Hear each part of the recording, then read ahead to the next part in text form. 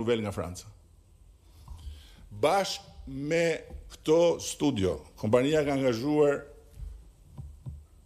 një grup i inxhinierësh nga më të mirët në botë dhe ka angazhuar njëkohësisht dhe inxhinierët e mjedisit që sot që po flasim tani, që flasim vazhdojnë punojnë për të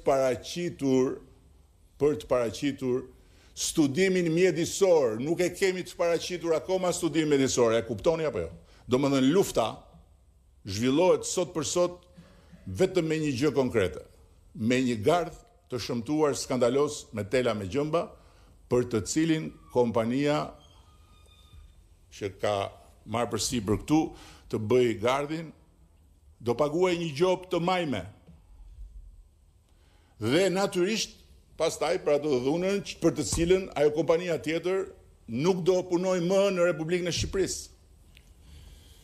Në ndërkohë, keni parë që kanë ardhur investitorët. Ka ardhur dhe Zonja në Vlorë. Nuk ka ardhur në Vlorë për të bërë pushime, nuk ka ardhur në Vlorë për të bërë fotografi. Ka ardhur në Vlorë me të gjithë grupin e arkitektëve, të gjithë bashkë, inxhinierëve, dhe kanë bërë gjysmëdite dëgjes me profesor të etnologjisë, me profesor të gjeodezisë, me profesor të historisë këtu në Shqipëri. Profesorët janë gjallë, të cilët kanë folur për të gjitha këto aspekte dhe aty një grup i madh njerëzish ka dëgjuar, ka bërë pyetje, ka marrë shënime. Në mars të 2026, pra llogariteni nga fundi 2024-s, është paraqitur një projekt krejt tjetër, i rikonceptuar me një qasje tërësisht ndryshe, projektuese, zhvillimore, mjedisore.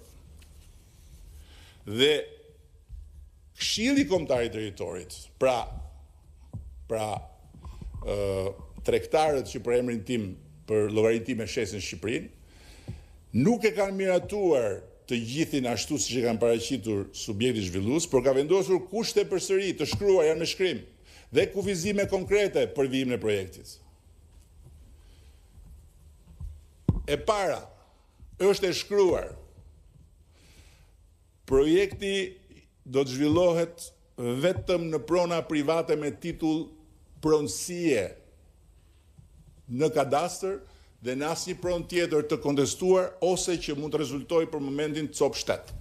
Është e shkruar. Laguna nuk preket. Është e shkruar.